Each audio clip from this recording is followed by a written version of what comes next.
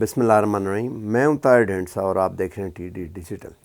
کچھ حالات و واقعات ہیں جو ہم آپ کو ابھی بتاتے ہیں، لیکن پرنسپل کویسچن جو ہم آپ سے پہلے شیئر کرتے ہیں وہ یہ ہے کہ کیا ان سردیوں میں جو شروع ہو چکی ہیں اگلے 3 سے 6 ماہ میں انڈیا اور پاکستان کے درمیان کوئی جنگ کے حالات بن سکتے ہیں یا کوئی جنگ ہو سکتی ہے؟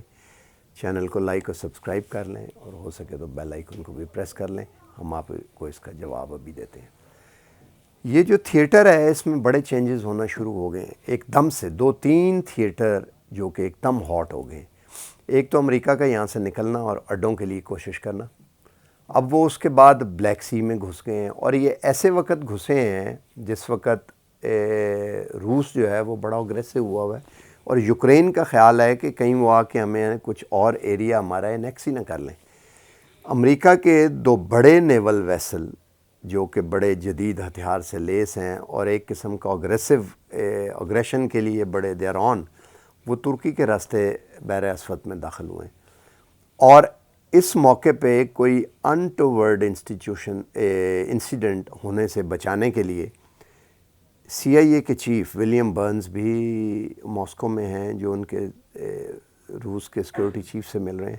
اور یہ کہا جاتا ہے کہ پریزیڈنٹ پوٹن کے ریکویسٹ پہ ہوگا کہ بچانے کے لیے تاکہ اس کو سیف رکھا جا سکے. دوسری طرف افغانستان میں داعش کو ایک دفعہ پھر اٹھایا جا رہا ہے. افغان ایک لیڈر بھی مارے گئے ہیں اسپتال میں حملے میں، اور کافی سارے. اور کہا جا رہا ہے کہ پاکستان میں بھی وہ داعش کا حملہ شروع کرانے کا معاملات چل رہے ہیں، امریکن اڈے اور وہ سارا ہم اس پہ ذکر کر چکے ہیں. ایک تیسرا تھیٹر جو ڈائریکٹ پاکستان اور انڈیا کے درمیان تھا اور ڈورمنٹ تھا کچھ عرصے سے، اب وہ لگتا ہے کہ ہاٹ ہونا شروع ہو گئے. UAE سے شارجہ کی ڈائریکٹ فلائٹس چلانی شروع کی سری نگر سے شارجہ کے لیے انڈیا نے، اور وہ کچھ دن چلتی رہیں. لیکن پھر کچھ دنوں کے بعد 23 اکتوبر کو پاکستان نے، اور وہ پاکستان کی فضائی حدود کے اوپر سے گزرتی نہیں، پاکستان نے ان کی اجازت دینی، وہ اجازت بند کر دی ہے، جس سے ایک بڑا سیٹ بیک ہے. UAE کی بڑی انویسٹمنٹ آنے والی تھی یہاں پہ، شاید ابھی بھی آئے، اور جس کا پرپز یہ تھا کہ ایک مسلمان ملک کی بڑی انویسٹمنٹ آئے اور وہ جو پولیٹیکل اس کا ایڈوانٹیج اٹھایا جائے، اور وہ بند کر دیے.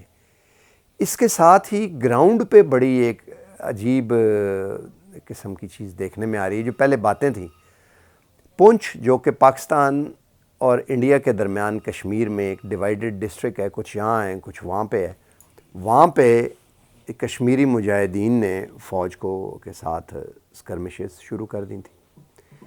اور کہا جاتا ہے کہ گزشتہ چند ہفتوں میں مجاہدین کا کوئی اتنا نقصان نہیں ہوا، بٹ 2 درجن سے زیادہ یا 2 درجن کے قریب بھارتی سپاہی یا ان میں کچھ آفیسرز بھی ہیں، ٹروپس، وہ مارے گئے ہیں. اور جدید ٹیکنالوجی ڈرونز وغیرہ کے باوجود بھی وہ قابو میں نہیں آ رہا. لیکن صرف یہی نہیں، یہی اس سے ملتا جلتا واقعہ جو ہے وہ اس سے پاکستان کے بارڈر سے دور سری نگر کے قریب تھوڑا سا آگے راستے میں پہاڑوں کے درمیان جا کے پہلگام میں بھی شروع ہو گیا یہ، اور وہاں پر بھی یہ اسکرمشز شروع ہو گئی. اب اگر یہ شروع ایسے ہوا کہ جو امیگرنٹ وہاں سے آئے کام کرنے کے لیے، انہوں نے 370 اور آرٹیکل 35 وہ جو ختم کیے، اس کے بعد وہ ڈیموگرافی چینج ہو سکتی ہے اور وہاں سے لوگ آ کے جائیداد خرید سکتے ہیں. تو سب سے پہلے تو چھوٹے بزنسز والے آنے شروع ہوئے، پھیری والا، چھلی والا اور اس قسم کے لوگ. اور وہ اتنی دور سے کہیں آئے، چنائے، بہار، وہاں سے لوگ بھی آئے اور انہوں نے آ کے شروع کی. بعد میں پتہ لگا کہ وہ تو انٹیلیجنس کے مخبر ہیں، وہ گھروں میں چھلی بیچنے جاتے ہیں اور دیکھتے ہیں کتنے لوگ رہتے ہیں اور جا کے بتاتے ہیں انڈین آرمی کو، پتہ لگتا ہے. تو ان کو مارنا شروع کر دیا مجاہدین نے، کشمیریوں نے، اور ایلیمینیٹ کرنا شروع کیا. اور پھر جو مزدوروں کے روپ میں تھے آئے ہوئے ان کو بھی، جس سے ریورس مائیگریشن ایک دم شروع ہو گئی. جو لوگ آئے تھے واپس جانا شروع ہو گئے.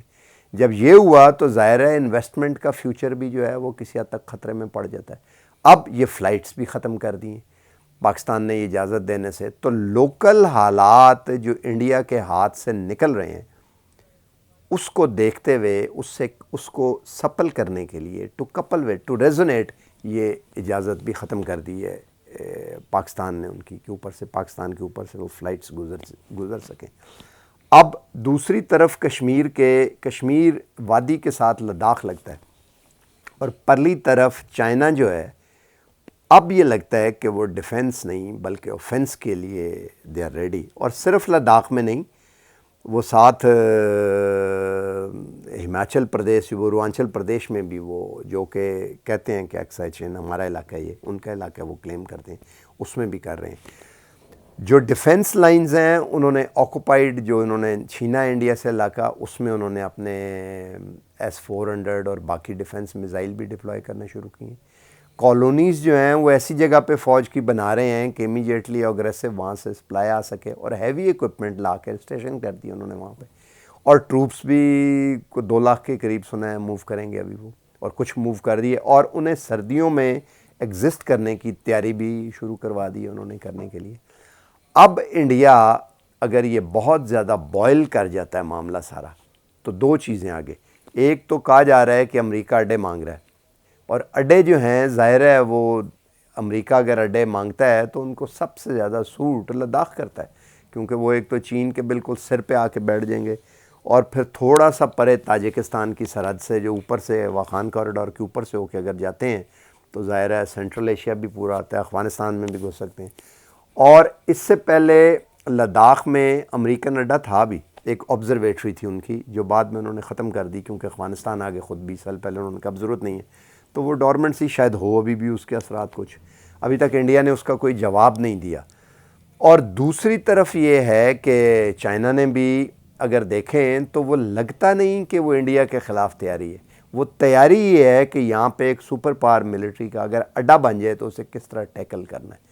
اگر یہ چیزیں آگے چلتی ہیں تو عین ممکن ہے کہ یہ جو ابھی اس وقت ڈورمنٹ بارڈر تھا یہ ہاٹ ہو جائے، اور صرف ہاٹ نہ ہو بلکہ انڈیا جسے 2 فرنٹ وار کہہ رہا ہے وہ 2 فرنٹ نہ ہو، وہ سنگل فرنٹ وار ہو.